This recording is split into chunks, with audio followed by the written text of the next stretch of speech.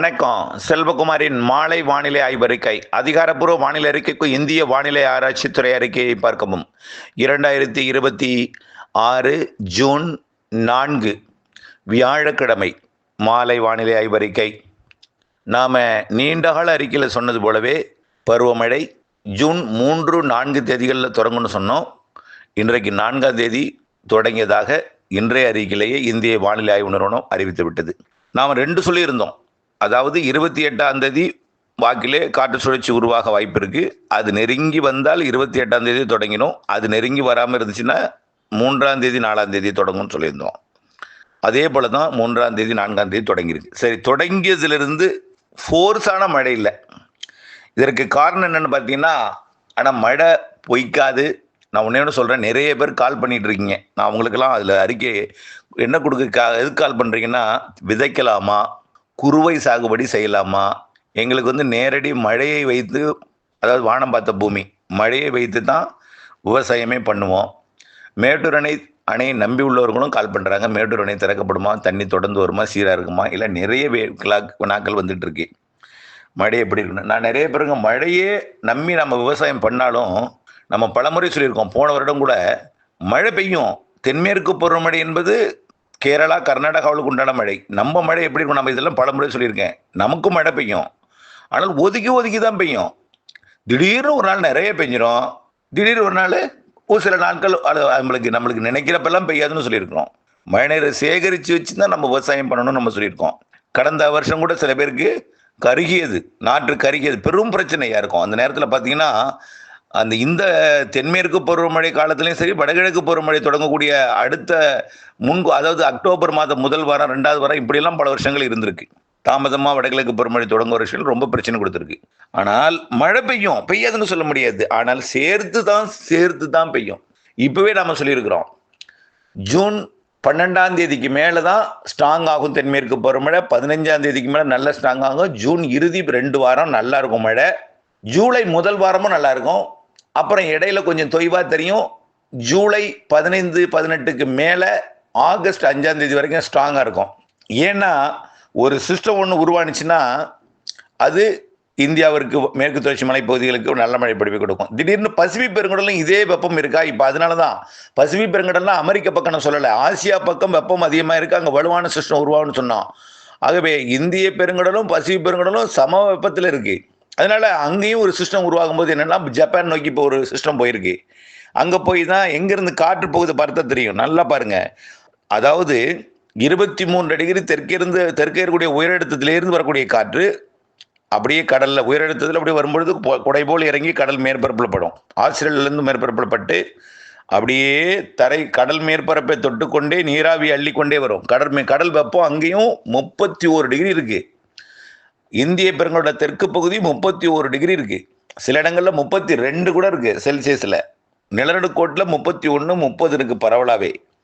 வங்கக்கடல், அரபிக்கடல் ரெண்டுமே பாகிஸ்தான் வரைக்கும் கூட அரபிக்கடல்ல, இந்த பக்கம் பார்த்தீங்கன்னா வங்கதேசம் வரைக்கும் உள்ள வங்கக்கடல்ல 2 பக்கமுமே 30, 31 டிகிரி இருக்கு. தமிழ்நாடு கடலோரம்ல 31 டிகிரி இருக்கு. ஆகவே இது மிக அதிகம். இதுதான் நம்ம சொன்னோம், கடல் வெப்பம் 26.5 டிகிரி வெப்பம் இருந்தாலே ஒரு தாழ்வு நிலை உருவாகும். இப்போ எவ்வளவு இருக்கு? 3 + 2 5 6 டிகிரி கிட்ட வெப்பம் உயர்ந்திருக்கு. 6 டிகிரி இயல்பை காட்டிலும் வெப்பம் உயர்ந்திருக்கு. கடல் வெப்பம் உயர்ந்தால் நீராவி அதிகம் வெளியேறும். நீராவி அதிகம் வெளியேறினால் அது காற்று எடுத்துக்கொண்டு வரும். ரைட். இந்த நீராவி இப்ப அதிகமா கேரளாவில் ஏறுது. இப்ப பாலக்காட்டு கணவாயில் உள்ளவர்களா அனுபவிப்பார்கள். எப்படி அனுபவிப்பாங்கன்னா, காத்து அடிக்குது, ஆனால் புழுக்கமா இருக்கு சார். காற்றடிக்குது, புழுக்கமா இருக்கு. அப்புறம் காற்றடிக்கும், அப்புறம் குளிர ஆரம்பிச்சிடும். சாயந்தரம், நைட்டு, அதிகாலை நேரத்தில் குளிர ஆரம்பிச்சிடும். ஏன் அப்படின்னு பார்த்தீங்கன்னா, இந்த காற்றில் இருக்கக்கூடிய ஈரப்பதம் அதிகமா இருக்கு. ஏதாவது நீராவியை நீராக மாற்றுவதற்கு எதிர் சுழற்சி ஒன்று இருக்கணும். அதாவது ஹை பிரஷர் ஒன்று இருக்கணும் வளிமண்டலத்தில். அது இப்போ எங்க இருக்குன்னா, அரபு கண்ட்ரில ரொம்ப தொலைவில் இருக்கு. இந்திய தீபகற்பத்தில் எப்போதும் இந்த பருவமழை தொடங்கும் பொழுது அரபிக்கடல்லையே ஒரு உயரழுத்தம் இருக்கும். அது இல்லை இப்போ. ஏன்னா அரபிக்கடல் ஒட்டுமொத்தம் வடக்கு வரைக்கும் சூடாயிருக்கு. ஆனால் வளிமண்டல மேலடுக்கில் உயரழுத்தம் உருவாகும், எதிர் திசை காற்று வரும், அப்பொழுது மழைப்பொழிவை கொடுக்கும்.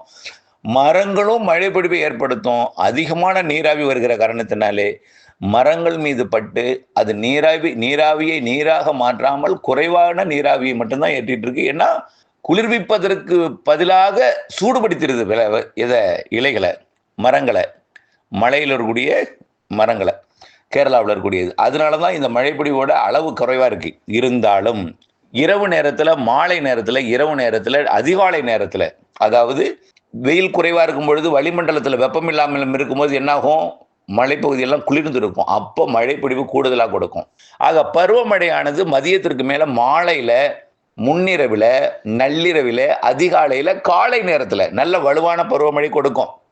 கேரளா, கர்நாடகாவில் மேற்கு தொடர்ச்சி மலையில் இன்றைக்கு காலையில் நல்லா காத்தடிச்சுட்டு இருந்திருக்கும். இப்போ குளிரும். பாலக்காடு கணவாயில் இப்போ அங்கிருந்து சொல்லி வந்தால் தான் உங்களுக்கு புரியும் எல்லாமே.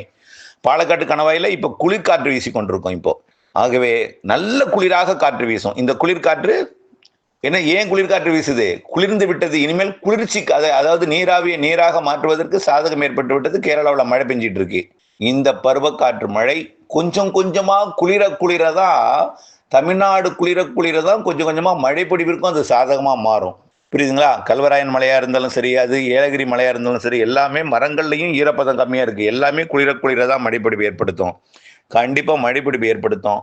கண்டிப்பாக மேற்கு தொடர்ச்சி மலையிலையும் இமயமலை ஒட்டிய பகுதியிலையும் மழைப்பொழிவுக்கு பற்றாக்குறை இருக்க வாய்ப்பில்லை. வேணா வட இந்திய சமவெளி பகுதிகளில் மழைப்பொழிவு பற்றாக்குறை இருக்கலாம். அது மட்டும் இல்லாமல் எதிர் திசை காற்று, அதாவது வங்கக்கடலை டைட்டாக போயிட்டு இருக்குது. இப்போ ஜப்பான் நோக்கி காற்று எங்கிறதுனா பார்த்தீங்கன்னா, ஆஸ்திரேலியாவில் புறப்பட்டு நேராக சோமாலியா வந்து டச் பண்ணி அப்படியே ஏடன் வளைகுடா வந்து அப்படியே ஏமன் வந்து அப்படி அரபிக்கடலை வந்து கேரளா, கர்நாடகாவில் ஏறி தமிழ்நாட்டின் வழியாகவும் ஆந்திர பிரதேசம் வழியாகவும் மறுபடியும் வங்கக்கடலை இறங்கி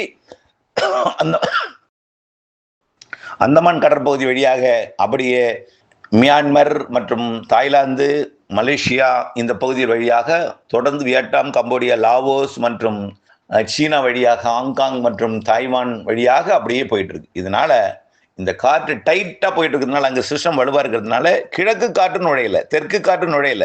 தெற்கு காற்று டெல்டாவில் நுழையணும். மேற்கிலிருந்து வரக்கூடிய காற்று வேகமாக போயிட்டு இருக்கு. ஆகவே வேகமாக எடுத்தாலே என்னாகும், வெப்பமடைந்த உடனே வேகமாக கடலுக்குள்ளே ஓடிடுது. கடலில் போய் மேலடுக்கில் போய் நேராக போயிட்டே இருக்கு. எதிர்த்து ஒரு மழைப்பொழிவை ஏற்படுத்தக்கூடிய சாதகமான குளிர்விக்கும் காற்று இல்லை, அப்படிதான் சொல்லலாம். ஆனால் சார் நீங்கள் சொன்ன சார் அப்பவே மழை பெய்யாதுன்னு எல்லாரும் சொன்னாங்க சார். நீங்கள் தான் சார் பெய்யும் சொல்லிட்டு இருக்கீங்க. ரைட், என்ன சொல்லிட்டு இருக்கோம்? பருவமழை தொடங்கும் 3ஆம் தேதி, 15ஆம் தேதிக்கு மேலே பிக்கப் ஆகும். அதாவது என்ன சொல்றதுன்னா, படிப்படியாக அப்படியே பிக்கப் ஆகும். அதாவது 12ஆம் தேதிக்கு மேலே, 15ஆம் தேதிக்கு மேலே பிக்கப் ஆகணும். ஜூலையில் நல்ல பிக்கப் இருக்கும். ஜூலை இறுதியில் நிரப்பு மழை இருக்கு. ஆகஸ்ட்ல நல்ல மழை இருக்கு. ஆகஸ்ட் இறுதியில், ஜூலை இறுதி, ஆகஸ்ட் இறுதி, ஜூன் இறுதி, ஆமாம் 3 மாதத்திலேயே இந்த இறுதி 15 நாட்கள் 20 நாட்கள் தான் வலுவான மழை பொழிவை தருங்க. ஜூன் இறுதி 20 நாள், 15 நாள், ஜூலையில் இறுதி 15 நாள், ஆகஸ்ட்ல இறுதி 15 நாள், செப்டம்பர்ல முழுமையாக, அக்டோபர்ல முழுமையாக நல்ல மழை பொழிவை தரும். இப்படி இருக்கு. இதுக்கு என்ன காரணம்னா, அங்கே சிஸ்டம் உருவும் பொழுது இங்கே மழை தராது. மழை தரும், மேற்கு தொடர்ச்சி மலையில் மட்டும் தரும், அளவாக தரும், வலுவாக தராது. நிறைய இதில் இது இருக்குது. வங்கக்கடலில் சிஸ்டம் உருவானாதான், வங்கக்கடலில் எங்கே, ஒடிசா கடலோரம் சிஸ்டம் உருவானாதான் நம்மளுக்கு வந்து அந்த சுழற்சி எல்லாமே, அந்த குளிர்விக்கும் அமைப்பு எல்லாமே சாதகமாக அமையும். அது எப்போ உருவாகுதுன்னு பார்த்தீங்கன்னா, 13ஆம் தேதி 14ஆம் தேதிக்கு மேலே தான்.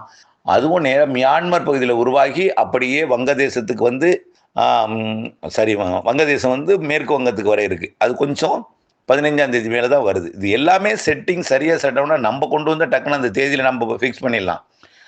உலகத்தில் இருக்கக்கூடிய இந்த காற்று போக்கெல்லாம் பாருங்கள், புரியும் உங்களுக்கு. ஆகவே அது செட் ஆகிறதுக்கு தாமதம் அடைந்ததை தவிர மழைப்பொழிவில் எந்த பிரச்சனையும் இல்லை. குறிப்பாக மேற்கு தொடர்ச்சி மலை, நான் சொல்கிறது வட இந்திய சமவெளியில் வேணால் குறையலாம். சராசரியை பார்க்கும்போது குறைவாக இருக்கும். வடகிழக்கு மாநிலங்கள் அதிகமாக இருக்கும் மழை. இமயமலை ஒட்டிய மாநிலங்கள் அதிகமாக இருக்கும், இமயமலையில் மோதி. அதே போல் மேற்கு தொடர்ச்சி மலையில் மோதி அணைகள் நீர் பிடிப்பதில் சிறப்பாக இருக்கும். பாலக்காட்டு கணவாயில் சிறப்பாக இருக்கும். அப்புறம் சாரல் வரும், அப்புறம் காற்றாக வரும், அப்புறம் மழையாக வரும், அப்புறம் கிழக்கு காற்று எதிர்த்து மழை பிடிப்பை கொடுக்கும். இதெல்லாம் கண்டிப்பாக நடக்கும். ஆனால் வானிலை அப்டேட்ஸோடு இணைந்து இருக்கணும்.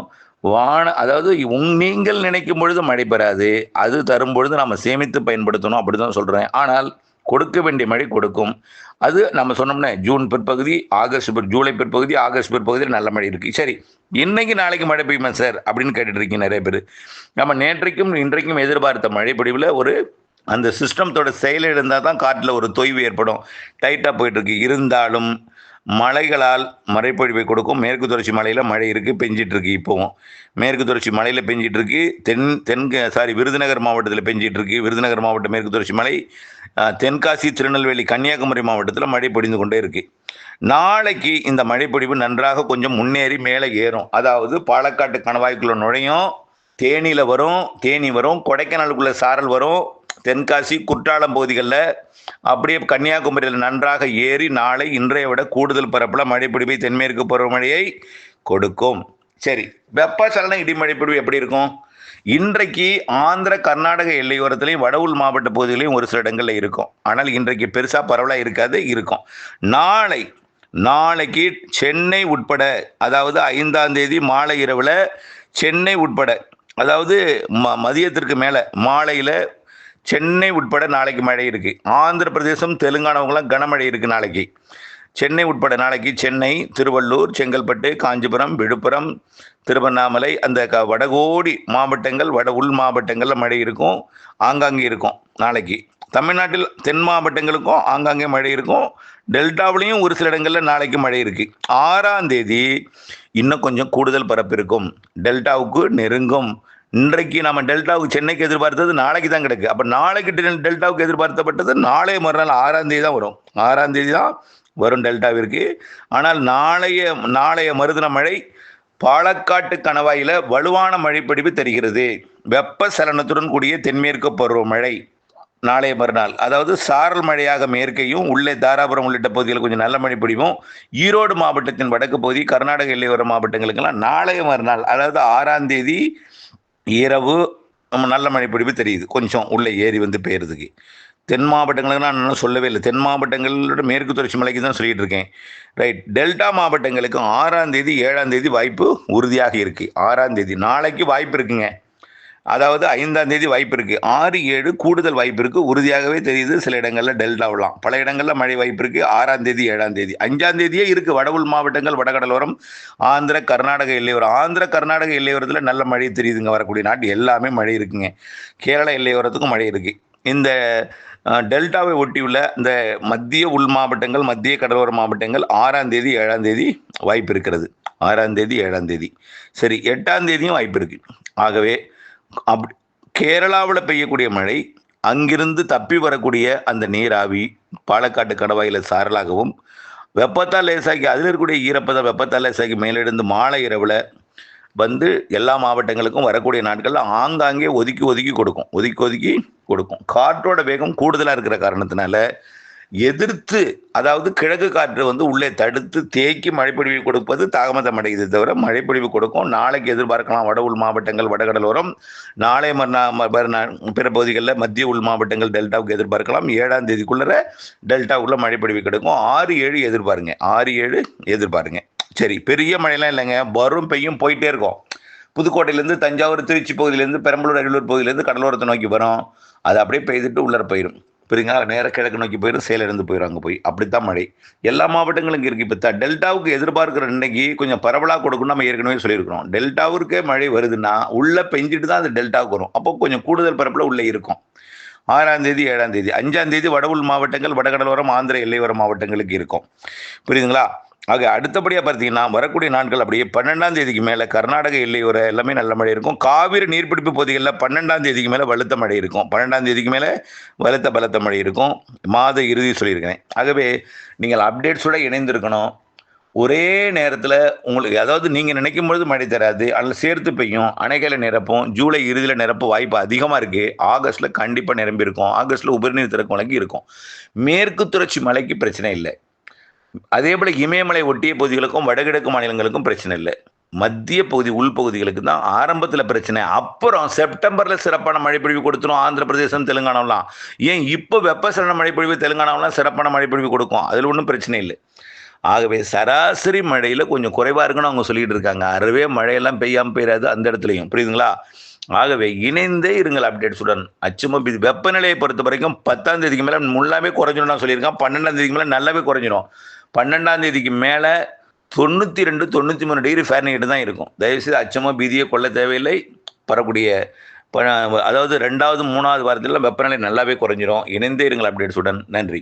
அப்பப்போ உயர்ந்திருக்கும். அது காரணம் மேற்கிலிருந்து வரக்கூடிய காற்றோட ஈரப்பதத்தை பொறுத்தா இங்கே வெப்பத்தை கூட்டுதல் குறைத்தலாக இருக்கும். இன்னும் ஆகஸ்ட்லாம் சூரியன் குத்துக்கதிரே வரும். தென்மேற்கு பருவமழை அப்போ வலு இல்லைன்னா வெயில் அதிகமாக தெரியும் இங்கே.